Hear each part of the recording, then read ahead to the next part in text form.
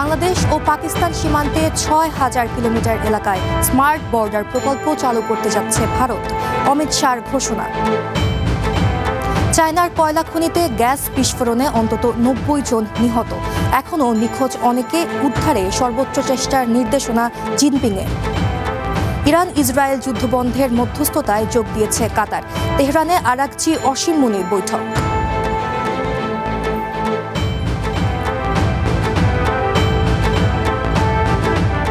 স্বাগত আন্তর্জাতিক বুলেটিনে, আমি সঙ্গীতা ইসলাম। শুনছিলেন শিরোনাম, এবারে বিস্তারিত।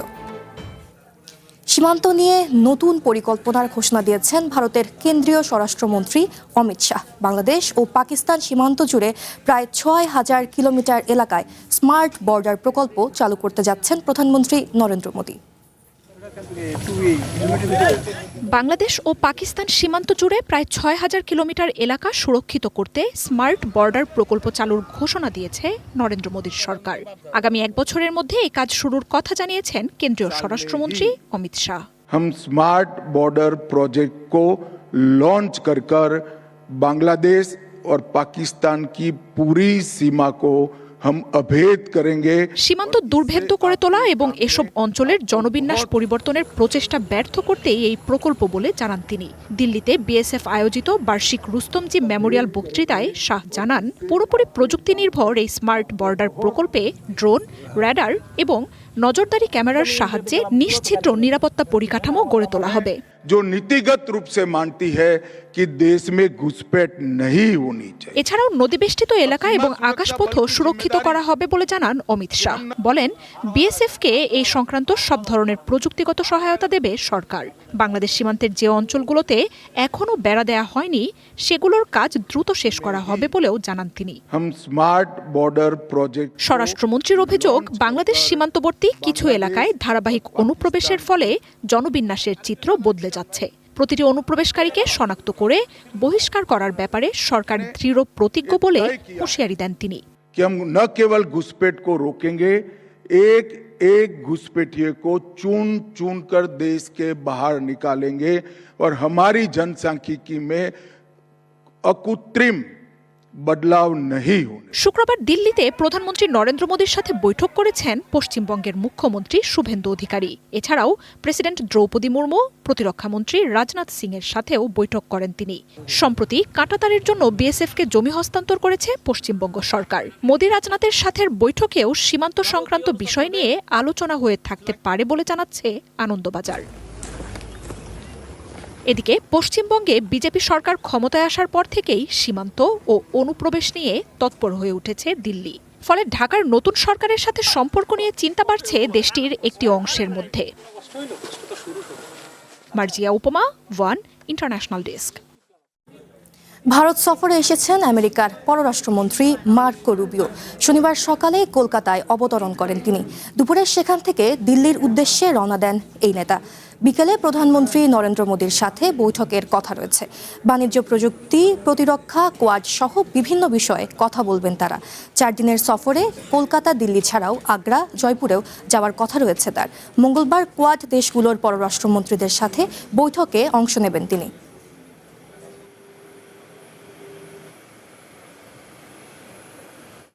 চায়নার উত্তর পূর্বাঞ্চলের শানসি প্রদেশের একটি কয়লা খনিতে গ্যাস বিস্ফোরণের ঘটনা ঘটেছে। এতে অন্তত ৯০ জন নিহত হয়েছেন। নিখোঁজ রয়েছেন ৯ জন।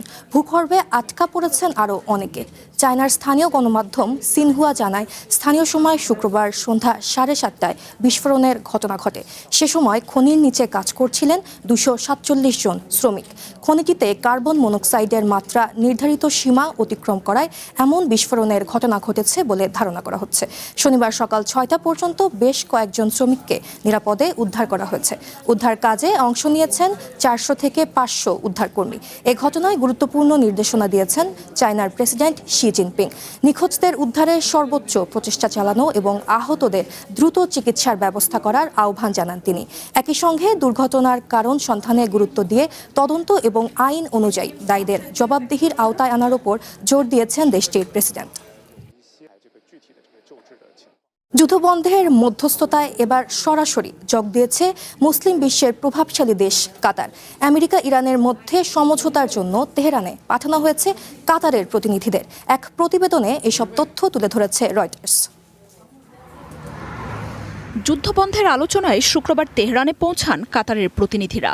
রয়টার্স জানিয়েছে, ইরান আমেরিকার মধ্যে চূড়ান্ত চুক্তির লক্ষ্যে দুই দেশের অচলাবস্থা চলা বিষয়গুলো নিয়ে সমন্বয় করবেন তারা।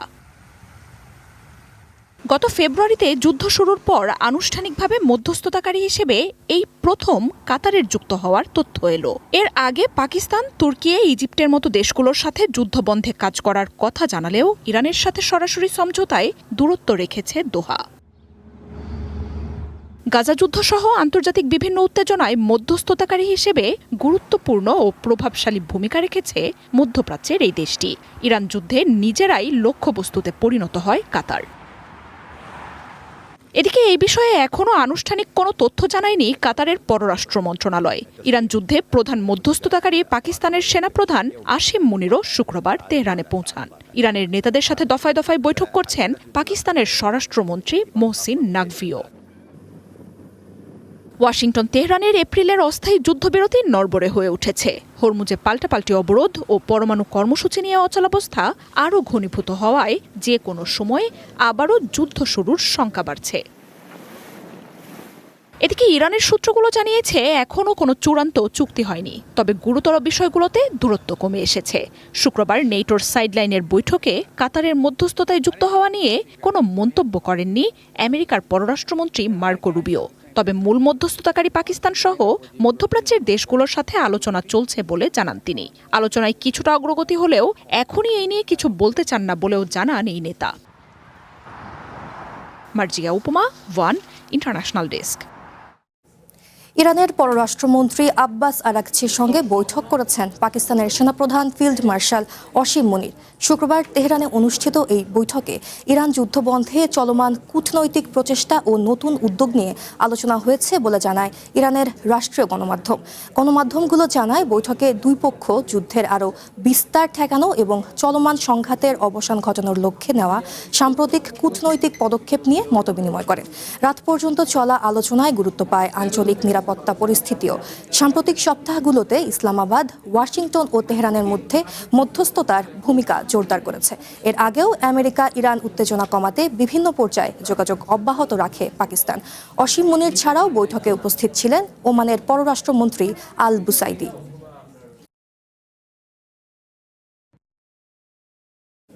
আন্তর্জাতিক বুলেটিনে নিচ্ছে একটি বিরতি, সাথেই থাকুন। একটি দেশের ভবিষ্যৎ গড়ে ওঠে তার ভিত্তি থেকে। তাই বিশ্বখ্যাত জার্মান VRM প্রযুক্তিতে কনফিডেন্স সিমেন্ট নির্মাণ করেছে নতুন প্ল্যান্ট।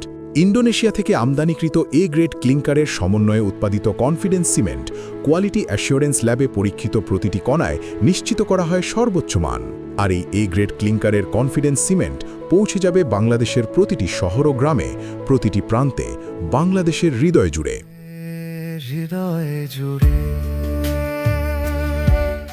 আবারও স্বাগত আন্তর্জাতিক বুলেটিনে। ইবোলার থাবায় মৃত্যুর মিছিল ডিআর কঙ্গো এবং উগান্ডায়। এরই মধ্যে প্রাণহানি ছাড়িয়েছে 170-এর ঘর, সংক্রমণও 750-র বেশি।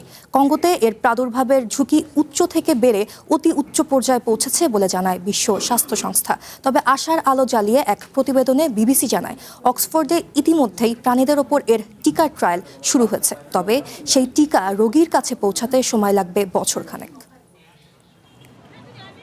আফ্রিকার দেশ কঙ্গোতে প্রথম দেখা দেয়া ইবোলার প্রাদুর্ভাব দ্রুতই ছড়িয়ে পড়ে প্রতিবেশী দেশ উগান্ডায়। ইতিমধ্যে এই রোগের প্রাদুর্ভাবের ঝুঁকি উচ্চ থেকে বেড়ে অতি উচ্চ পর্যায়ে পৌঁছেছে বলে জানায় বিশ্ব স্বাস্থ্য সংস্থা।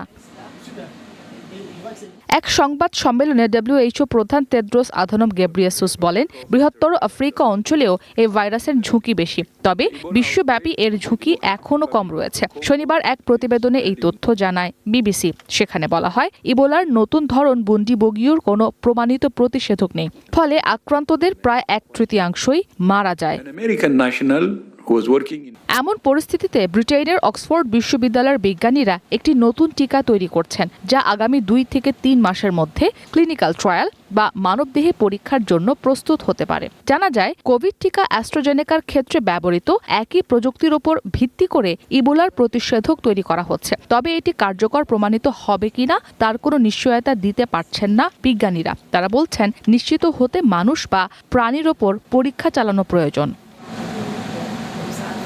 বিবিসি আরও জানায়, অক্সফোর্ডে ইতিমধ্যে প্রাণীদের ওপর টিকার ট্রায়াল শুরু হয়ে গেছে। অক্সফোর্ড মেডিকেল গ্রেড উপাদান সরবরাহে সক্ষম হলে ভারতের সেরাম ইনস্টিটিউট এই ইবোলা টিকাটি ব্যাপকভাবে উৎপাদনের জন্য প্রস্তুত রয়েছে।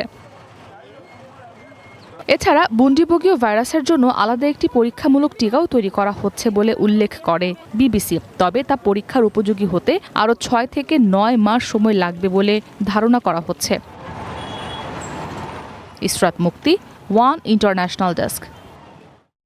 মধ্যপ্রাচ্যে চলমান ভূরাজনৈতিক উত্তেজনায় ইন্দোনেশিয়ার রাষ্ট্রীয় মালিকানাধীন প্রতিষ্ঠান এবং বেসরকারি খাতের চাকরিজীবীদের জন্য ওয়ার্ক ফ্রম হোম বা বাসা থেকে কাজের নির্দেশ দেওয়া হয়।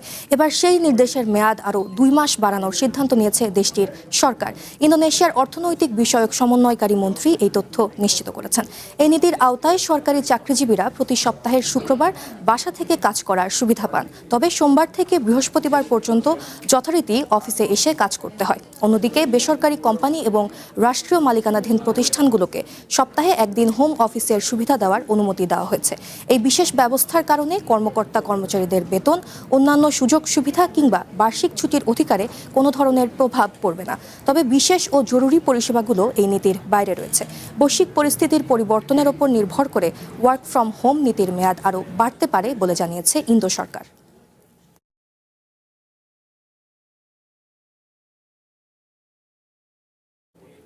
পদত্যাগ করেছেন আমেরিকার director of national intelligence Tulsi Gabbard. ক্যান্সারে আক্রান্ত স্বামীর পাশে থাকতেই এই সিদ্ধান্ত বলে জানান তিনি। তবে টানাপোড়েন চলা ট্রাম্প প্রশাসন গ্যাবার্ডকে পদত্যাগে বাধ্য করেছে বলেও খবর উঠে আসছে। ইরান যুদ্ধের মধ্যেই ট্রাম্প প্রশাসনে একের পর এক শীর্ষ নেতার পদত্যাগ বা পদচ্যুতির ঘটনা ঘটছে। সবশেষে তালিকায় যুক্ত হয়েছেন আমেরিকার গোয়েন্দা সংস্থাগুলোর প্রধান তুলসী গ্যাবার্ড। স্বামীর অসুস্থতায় পদত্যাগের কথা জানালেও ইরান ইস্যুতে প্রেসিডেন্ট ট্রাম্পের সাথে গ্যাবার্ডের টানাপোড়েনের মধ্যে এই খবর নিয়ে তৈরি হয়েছে জল্পনা। জুনের 30 তারিখে গ্যাবার্ডের পদত্যাগ কার্যকর হবে। তবে এর আগেই ডিরেক্টর অফ ন্যাশনাল ইন্টেলিজেন্সে তুলসির জায়গায় ভারপ্রাপ্ত হিসেবে তারই ডেপুটি অ্যারন লুকাসকে দায়িত্ব দিয়েছেন প্রেসিডেন্ট ট্রাম্প। গ্যাবার্ডের স্বামীর ক্যান্সারের লড়াইয়ে পাশে থাকা সহ তুলসির প্রশংসাও করেছেন তিনি। রয়টার্স জানিয়েছে, হোয়াইট হাউসের চাপে এই নেতা সরে যেতে বাধ্য হয়েছেন বলে জানাচ্ছে গ্যাবার্ডের পারিবারিক সূত্রগুলো। সাবেক ডেমোক্রেট তুলসী গ্যাবার্ডকে গোয়েন্দা সংস্থার পরিচালকের দায়িত্ব দেওয়ার ট্রাম্পের সিদ্ধান্ত চমক হয়ে এসেছিল। ইরাক যুদ্ধে আর্মি ন্যাশনাল গার্ডের হয়ে দায়িত্ব পালন করেছেন গ্যাবার্ড। তাই অতীতে কংগ্রেসে আমেরিকার গোয়েন্দা তথ্য নিয়ে প্রশ্ন তোলা এবং বাইরের দেশগুলোতে ওয়াশিংটনের সামরিক অভিযানের বিরোধিতা করেছেন এই নেতা। 2017 সালে তৎকালীন সিরিয়ার প্রেসিডেন্ট বাশার আল আসাদের সাথে সাক্ষাৎ, এনএসএ এর সাবেক কর্মী এডওয়ার্ড স্নোডেনের প্রতি সহানুভূতিশীল আচরণ সহ বিতর্কিত বিভিন্ন ইস্যুতে বারবারই তার নাম উঠে এসেছে। সম্প্রতি আমেরিকার ফেডারেল ইনভেস্টিগেশন ব্যুরো এফবিআই প্রধান আরেক বিতর্কিত নেতা ক্যাশ প্যাটেলের সাথেও তার কর্তৃত্ব নিয়ে দ্বন্দ্বের কথা উঠে আসে। ইরান যুদ্ধ নিয়ে ট্রাম্প প্রশাসনের সাথে টানাপোড়েন চলছিল তুলসী গ্যাবার্ডের। বিশেষ করে ইরানের পরমাণু কর্মসূচি নিয়ে ট্রাম্প গ্যাবার্ডের বিপরীত মন্তব্য ব্যাপক আলোচনার জন্ম দেয়। ট্রাম্প আসন্ন ঝুঁকি বলে জানিয়ে হামলা করলেও তেহরানের পরমাণু কর্মসূচি তেমন কোনো হুমকি ছিল না বলে মন্তব্য করেন তুলসী। যুদ্ধের উপযুক্ত কারণ দেখিয়ে ট্রাম্পের হামলার যথার্থতা প্রমাণেও ব্যর্থ হন তিনি।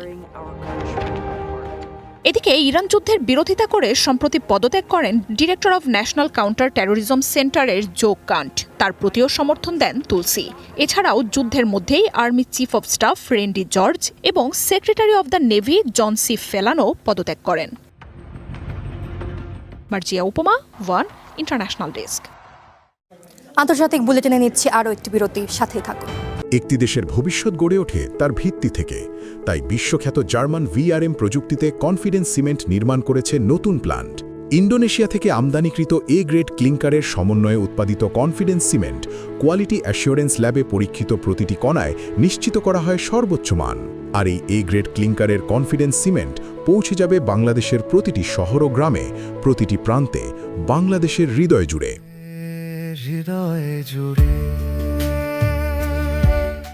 আবারও স্বাগত আন্তর্জাতিক বুলেটিনে।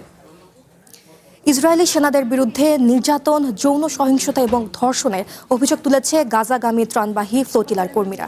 ইসরায়েল সেনাদের আটক থেকে মুক্তি পাওয়া কর্মীদের বরাতে এ তথ্য জানিয়েছে আল জাজিরা। গ্লোবাল সমুদ্র ফ্লোটিলা নামের সংগঠনটি দাবি করেছে অভিযানের পর একাধিক কর্মীকে হাসপাতালে ভর্তি করতে হয়েছে। অন্তত 15 জন যৌন নির্যাতনের অভিযোগ করেছেন, যার মধ্যে ধর্ষণের ঘটনাও রয়েছে বলে জানিয়েছে তারা।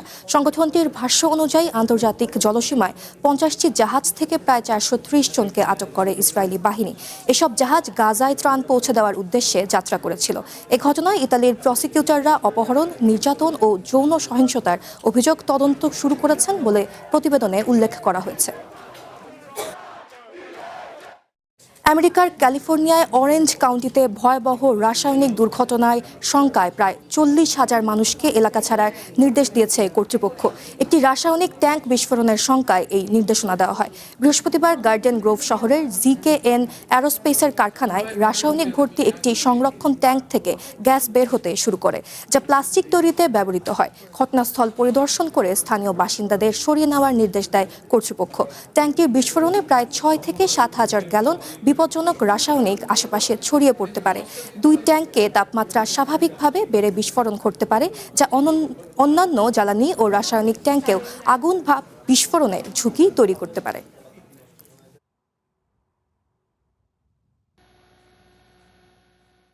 রুশ অধিকৃত লুহানস্কে ইউক্রেনের হামলায় অন্তত 6 জন নিহত হয়েছেন। আহত হয়েছেন শিশুসহ অন্তত 39 জন। ইউক্রেন জানিয়েছে রাশিয়ার এলিট রুবিকন ড্রোন মিলিটারির হেডকোয়ার্টার ছিল লক্ষ্যবস্তু। তবে হামলার এই ঘটনায় তীব্র প্রতিক্রিয়া জানিয়েছে প্রেসিডেন্ট ভ্লাদিমির পুতিন।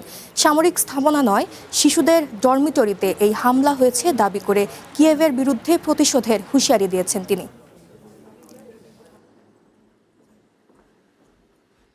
নতুন অভিবাসন নীতি ঘোষণা করেছে আমেরিকার সরকার। স্থায়ী নাগরিকত্বের জন্য গ্রিন কার্ডের আবেদন করতে নিজ দেশে ফেরত আসতে হবে অভিবাসীদের।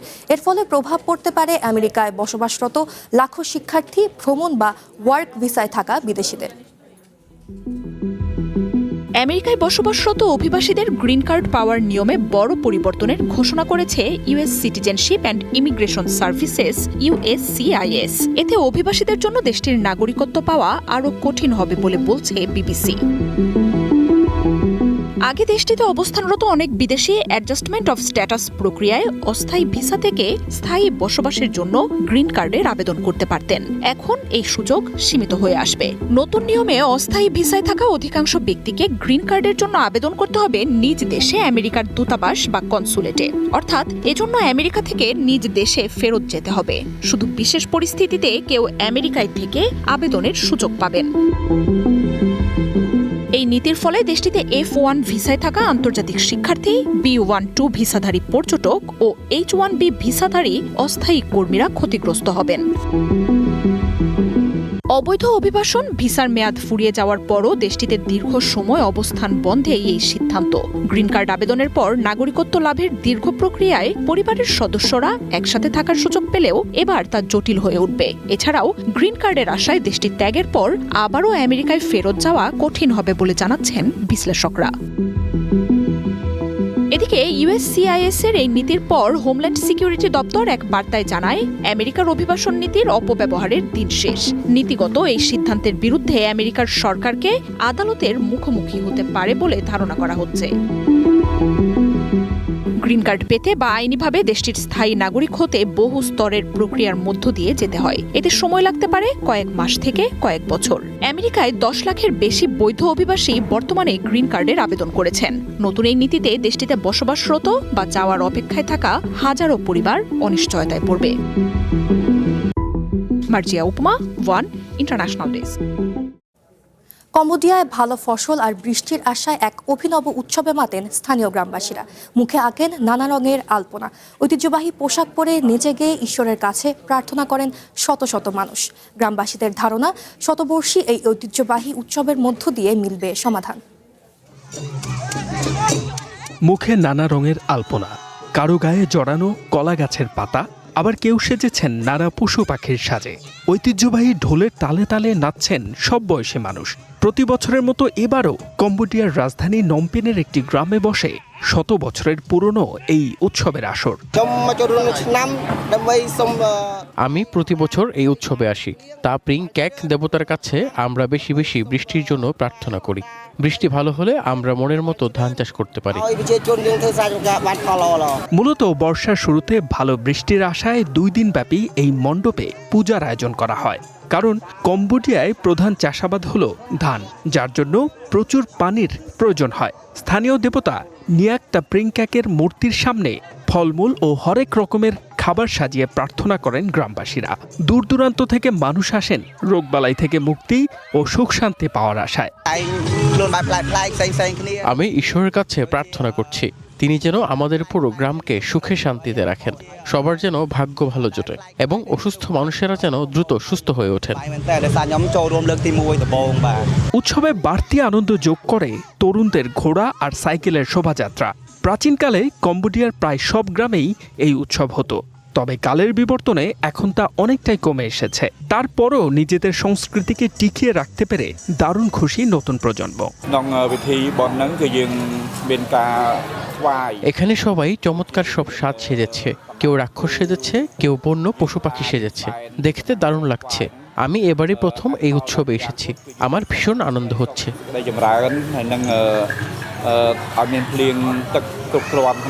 কম্বোডিয়ার প্রায় 60% মানুষই গ্রামে বাস করেন, যাদের জীবন জীবিকা জড়িয়ে আছে কৃষি আর বনায়নের সাথে।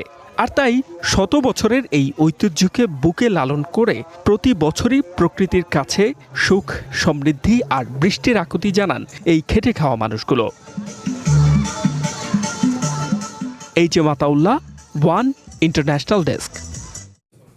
এই ছিল আন্তর্জাতিক বুলেটিনে। একটু পরেই দেখবেন জেলা বুলেটিন। চ্যানেল 1-এর সাথে থাকুন, যুক্ত থাকুন আমাদের ফেসবুক পেজ এবং ইউটিউব চ্যানেলে।